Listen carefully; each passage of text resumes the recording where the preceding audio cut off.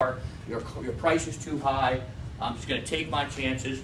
But at the end of your frequency repair presentation, you're going to trial close your customer and you are going to get an objection. And the objection is going to be one of those three. Okay, it'll make sense because I'm going to role play through it right now. The frequency repair presentation in your book is starting right after the need objection handling page. The page that's like a cover page where it says need objection handling. The next page starts your frequency repair presentation. See that? See your cover page right there? 64. Okay, so then you got 65, 66, which just breaks it down in the structure, so just focus on 66. And this is your illustration to the customer. It's not going to look like that all pretty color I'm about to do in a second. Okay, we're going to use the exact same structure: acknowledge, clarify, contract, need awareness, need satisfaction, trial close, and close. So please listen to me carefully. Let's go through really quickly exactly where we're going to pick up in the midst of our process tomorrow that we're going to videotape. Okay? We're going to pick up from the re-greet of the customer in the office. We've done our interviews. Okay? We're not going to utilize the slide in for theft or gap. We're going to pitch that from the menu. Okay? So we're going to eliminate that from the videotape process. Okay? So you're going to re-greet the customer. Welcome to my office. Please make yourself comfortable. Can I get you a beverage? Great news, whoever your customer is. Charlotte, we're in the final steps of the process, which is getting your signatures on all the final delivery paperwork. We pride ourselves on being a full disclosure dealership. What I mean by that is that I'm going to explain each and every document before I would ask you to put your John handcuff on. Okay? By all means, Charlotte, if you don't understand something, there's a lot of consumer documents that you might not have had in your last purchase. If I explain it, you're not sure what it is, I'm happy to re-explain it, and then you can put your signature on it. Fair enough? This typically takes us about 30 to 35 minutes. I'll do it a little bit quicker if I can, but as I mentioned earlier, I don't want to make any mistakes because I don't want to have to drag it back to the dealership to fix my mistakes. Make sense? So now I won't even get the time objection, right? I don't want to make any mistakes and drag it back. I'll probably just eliminate that objection. Okay. Here's what this is, sign. I just want you to do it real quick. Here's what this is, sign. Here's what this is, sign. Do it like 3 times, 3 times. And then you're going to say, okay, some additional comment that we are really close to being done. I use the phrase, and you don't have to use it. It's kind of corny. We're rounding third. We're heading home. I like that. Okay? Good. Thank you. So we're rounding third. We're heading home. I got a few more documents with financial, with the numbers on them that you agreed upon.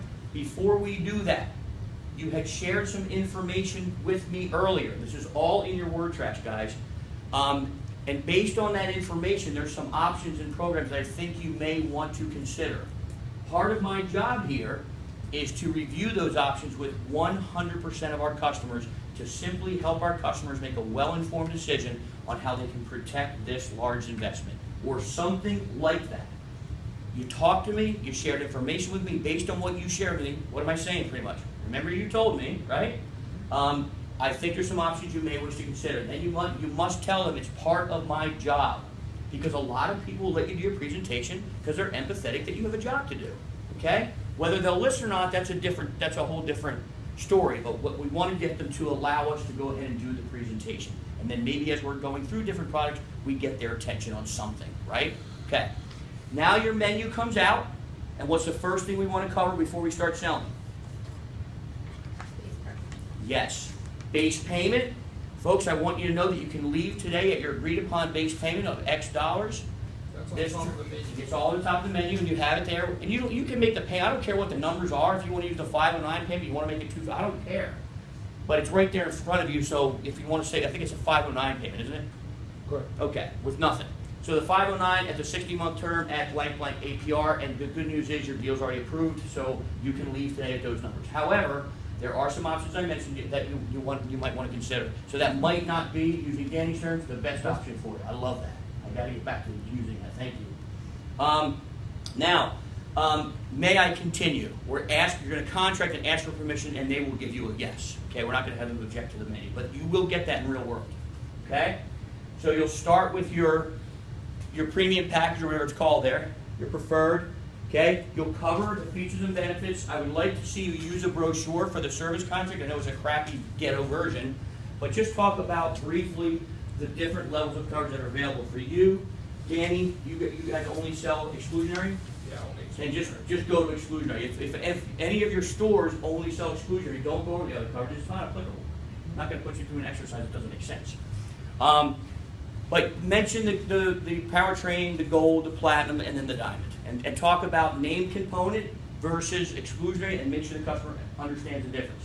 Name component, very simple, folks. What you see listed is covered. Anything not listed is not covered, right? With our exclusionary program, it works just the opposite. It covers everything on your vehicle up to 15,000 parts, with the only exclusion being mentioned right here, and you cover that with them. Maintenance, cosmetics, light bulbs, hoses, belts, non-manufacturing installed equipment, i.e. you change the radio system out at a third-party vendor. We don't cover their radio, we cover manufacturing installed apartments, or I'm losing my total train of thought. Parts, just cover that briefly. Some of your brochures and contracts will name the exclusions depending on what you're selling, and some won't. I am a big believer that our brochures should show the 4 exclusions. And I think that if you flip the back of the contract, it definitely will show you what the 4 exclusions are. So if a customer's not believing what you say via the brochure, just whip out the This contract. doesn't have it on. I know it doesn't. Yeah. That's what I'm saying. Like, it needs to change. But it will be on your contract, so simply flip over your contract and highlight and just say, here's the things that would not be covered. Folks, if it's not listed here, you don't have to do that in role play, but in real world you would do that. If it's not listed here, you have the peace of mind that it's absolutely positively covered, no ifs, ands, or buts. Okay? So, blah, blah, blah, you get roadside assistance, you get trip interruption, whatever features and benefits you're going to cover, okay? And your price is right here. The next program is our blah, blah, blah, blah, blah, whatever it is there. Cover the features and benefits of that, and your price is right here. What I want you to do is just point to the price. And then, here's what you do. It's a good selling technique. You point to the price, you go, watch me, guys. Here's your price right here for the service contract. The next thing I'd like to review with you, Nicole, I kind of wave my pen up in the air, because they will watch my hand and where my pen goes. So I'm not trying to not disclose. I point to it, but I want to get there. I don't want them just Focus on it. vacillating over the price of my service contract. I'm going to point it out and I'm going to say, the next thing I'd like to go over with you, Tim, so I get their visual, and they go, is our guaranteed asset protection, whatever's next. Blah, blah, blah, blah, blah, and here's our price. Then we're going right down the line. The next thing is yada, yada, yada. There's your price. Go through all your features and benefits. And folks, you have a couple different payment options which you do. What was the terminology you used? Not that you do qualify for, but that you that you're entitled to based on your good credit. You can do a 60-month term with our preferred program at X. Here's your payment for that, or you can go 66 or 72, whatever's on there, and that would be your payment for the total vehicle purchase and your preferred option package. Okay? Moving on over to the value package, here's what you do. When you go to value, you go, you still get this, you still get this, you still get this. What you'd be forfeiting is whatever's missing from the previous package. It's so simple. Make sure you use the terms what you'd be forfeiting or what you'd be sacrificing. People do not like to forfeit or sacrifice things. Okay?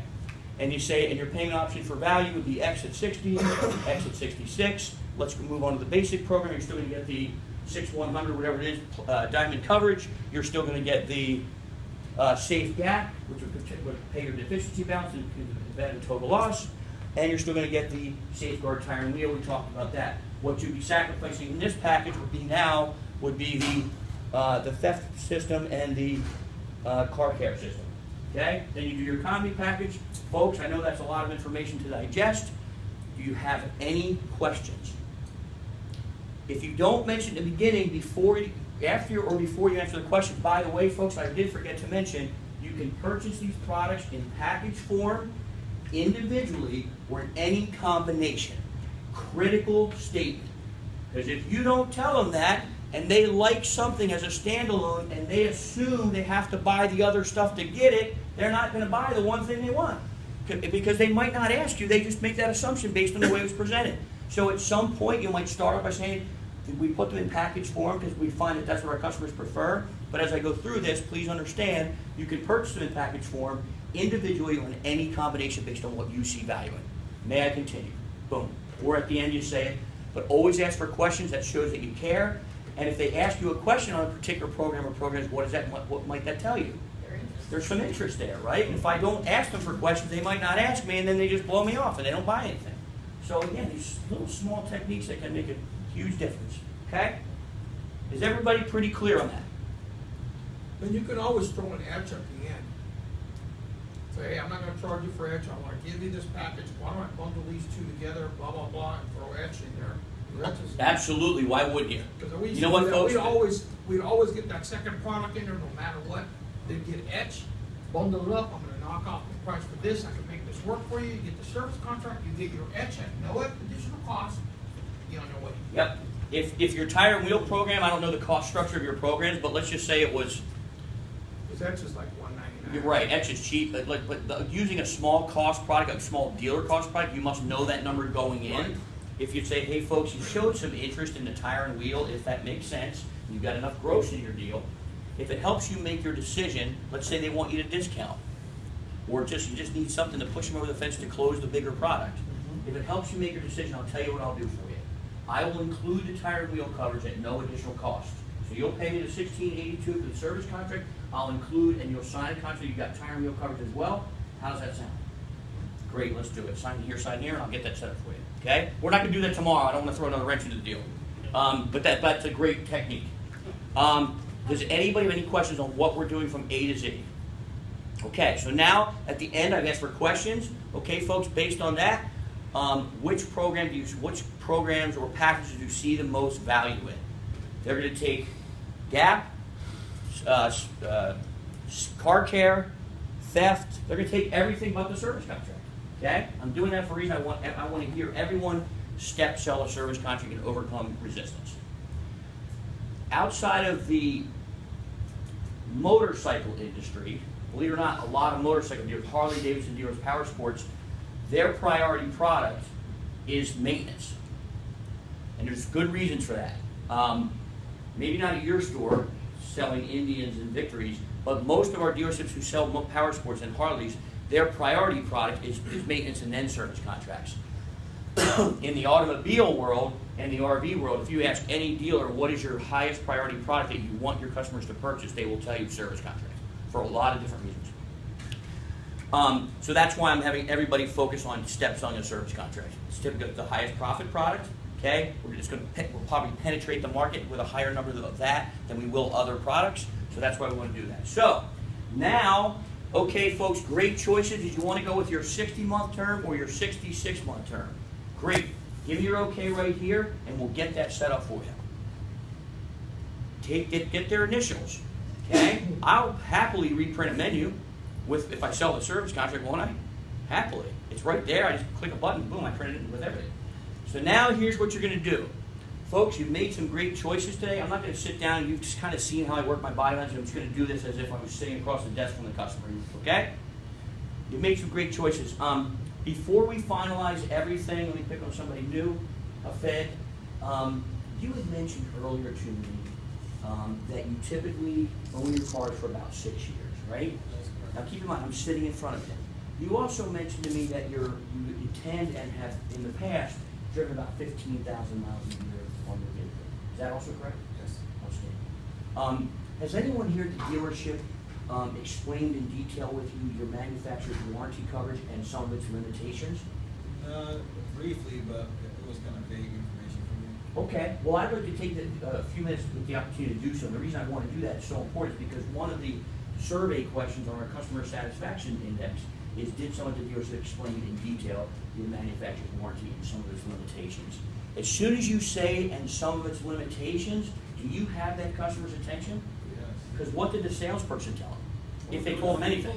Covers everything. Bumper to bumper, right? So as soon as I say limitation, what do you mean? They might say, what do you mean limitation? I thought it was bumper to bumper. Well, yes and no. Okay, here's where I go with that. Basically, folks, there's 3 limitations to all manufacturer's warranties, and it applies to all makes and models. The first limitation is to maintenance. As I referred to when I shared with you our service contract program, that's your responsibility. Your oil changes, your tire rotations, your 15Ks, your 30Ks, it's required by the manufacturer. Folks, you please understand, if you don't keep up with those maintenances, it will void your factory coverage. Okay? And we'd be happy to do it here for you, because we'll keep all your records. That way, if you have a manufacturer's warranty claim, we'll be able to share with them that you did your part. So that's number 1. Number 2 is time or miles. Your manufacturer's warranty will expire in, whatever it is, I'll use a Chevy, 3 years or 36,000 miles whichever occurs first, okay? And then the third limitation, this is absolute truth, is defects. The third limitation is that your manufacturer's warranties on all makes and models, just like your appliances you buy and your electronics, they cover defects in workmanship and parts. And I actually write this down. What that means to you, Mr. and Mrs. Customer, Hafed, is that if the factory has built something improperly, and maybe you're driving your new Mercedes for 30,000 miles before that bad workmanship shows itself in the form of repair, they diagnose it, they recognize it was poor workmanship, and they fix it at no cost to you as you would expect them to, right?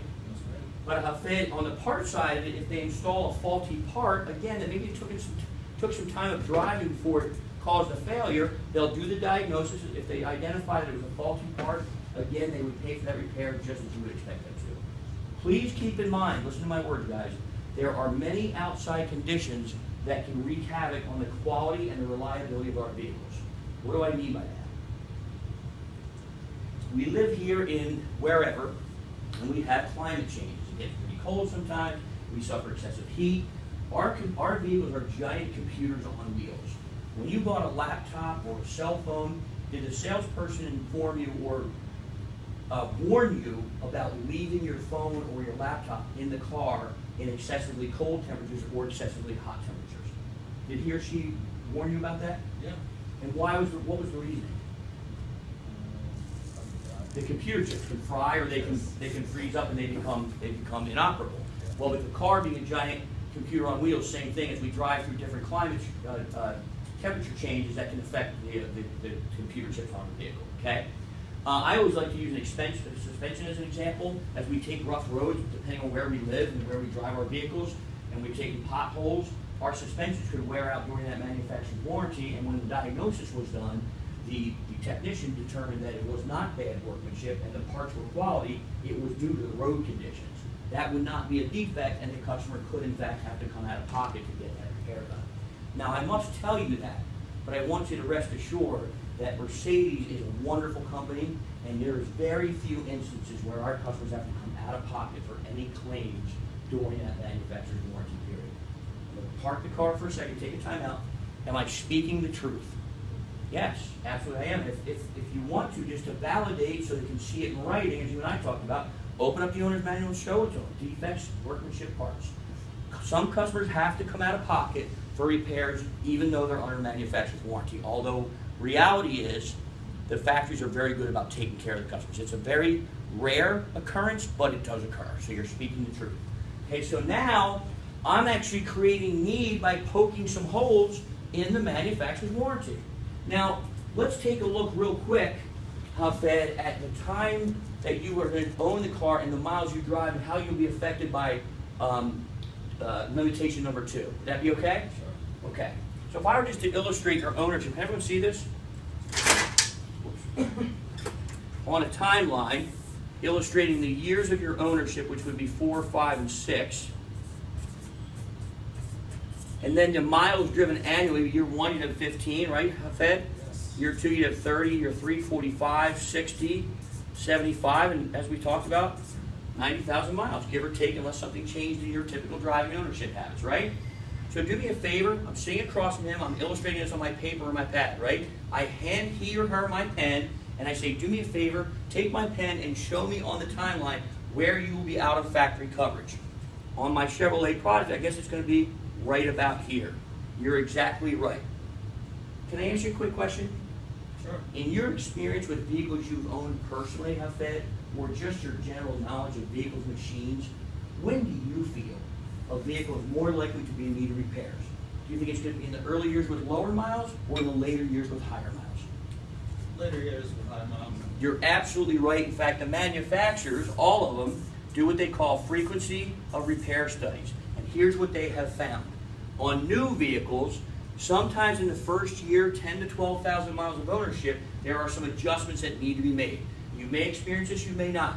Keeping in mind that there's over 15,000 parts on your standard automobile today, and all those parts are trying to work together, get to know each other for the first time, and sometimes one thing just doesn't mesh with another. You get an annoying rattle, a squeak, a leaky fluid, or maybe something even more significant. The good news is That is a defect that took place that early on. They call this the adjustment phase of ownership. Okay?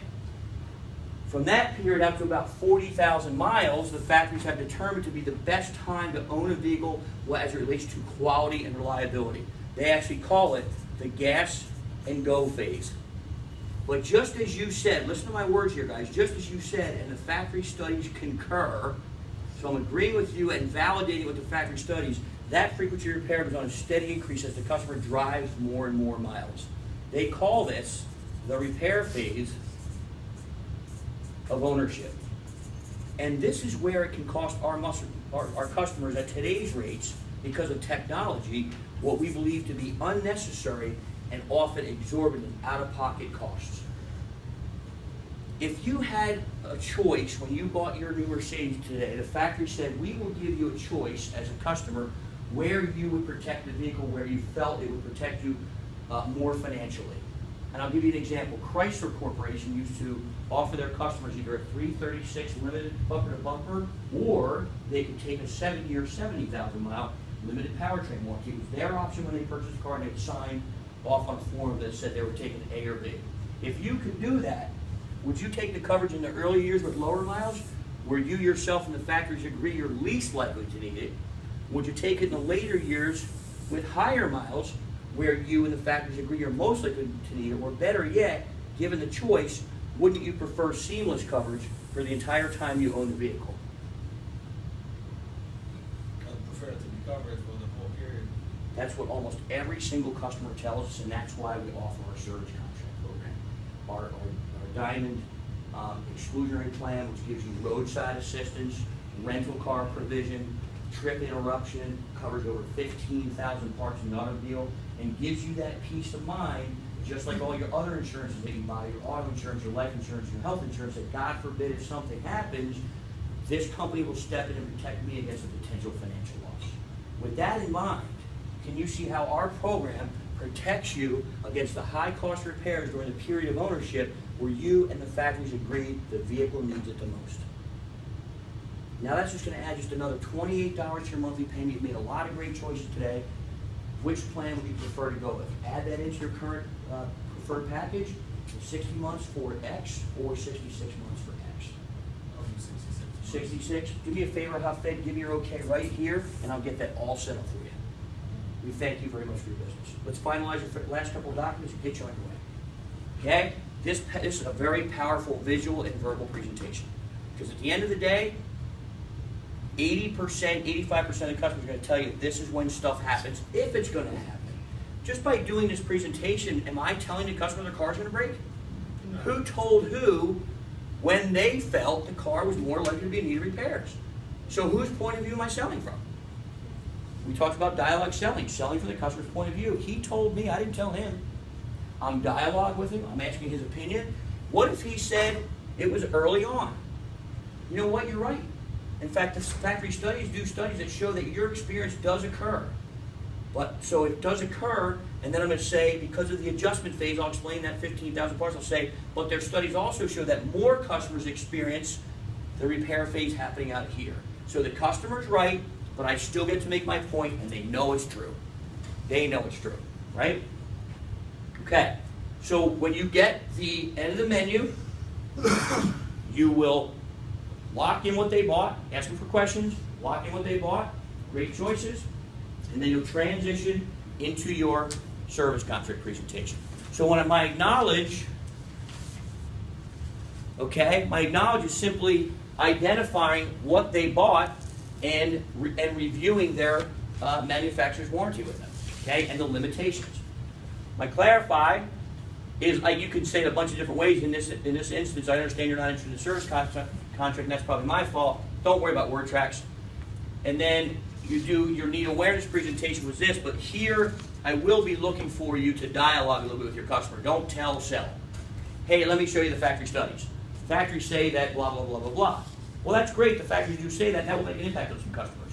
But is that tell versus sell? Whose point of view am I selling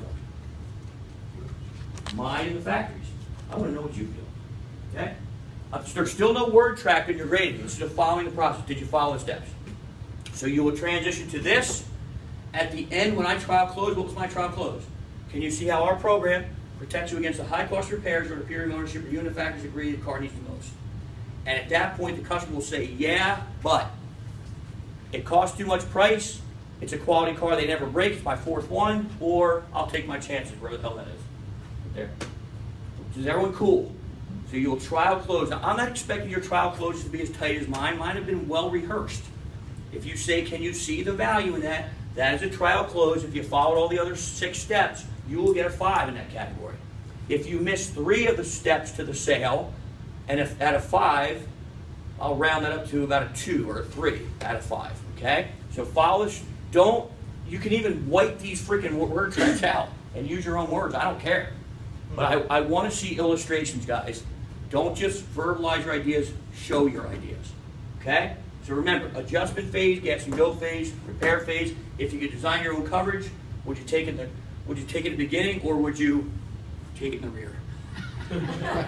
I'm getting punch drunk. Would you take it in the beginning where you and the factories think you're least likely to need it, later on in the with higher miles where you're most likely to need it, or better yet, would you prefer seamless coverage? Prefer both. I did this in a class. It was literally a 2-week class, and it was like the 5th day, so I was as punch drunk as the people in the class. And I had some elderly females in the class, but at that point I just didn't give a shit. And it didn't even like I was trying to be HR compliant throughout the whole thing, but I'm like sitting there, and it's like Friday afternoon, I'm like, so would you take it in the beginning or would you take it in the rear? And the oldest lady in the class, she was so cool, she had to be well under her 60s, she fell off her freaking chair laughing. I'm like, that worked for me. Because they could have gone in a different direction. It's good to have some fun. Okay, everyone cool, yes? Do you ever get any feedback or blowback around the 15,000 parts? Prove that to me. 15,000 parts, come on, man, start at 5,000 parts. Who just asked me about that? Charlotte. Charlotte. Well, bikes we know don't hit 15,000 parts. I took, whoever taught me this, I took their word for it. I think what we should do, and I was talking to you, right, about Googling, and I was talking to you about Googling anything. So Google, how many parts does the average automobile have? When they talk 15,000 parts, they are talking about everything. Nuts, bolts, belts, hoses, every inch of wiring in the car, and they are literally talking about every single piece of equipment that's in that car if it was a standalone. So, is it true? Well, we don't cover a lot of that stuff. Belts, hoses, rubber-like items, but yeah, they're all in the exclusion section of a contract. Yeah, which is when you heard my word tracks about going over the coverage. I said we cover up to 15,000 parts on your automobile, with the only exclusions being right here. So up to meaning if you're buying a less equipped car and you only have 10,000 parts on a 12,000. I am not a technician. I don't have any freaking parts on the car. I took whoever trained me on this. I took their word for it. I never tried to validate it. But it's a great question. But I know that you're not saying that the warranty covers 15,000 parts. You're saying that there are 15,000 parts. Well, no. When I pitch my service contract, I say our program covers up to 15,000 parts with some exclusions, and here they are. And then you use the 99.9%. So now you're coming down to 15 parts that you don't cover. Well, guess what? Maybe all 15 of those parts are excluded parts. Wear item parts. Well, I'm being devil's. No, that's okay. I do the same thing. Because we talk about potential proof. I mean, I can just see. I mean, let me just say this. Wait, did you just Google it? 15 to 20. There you go.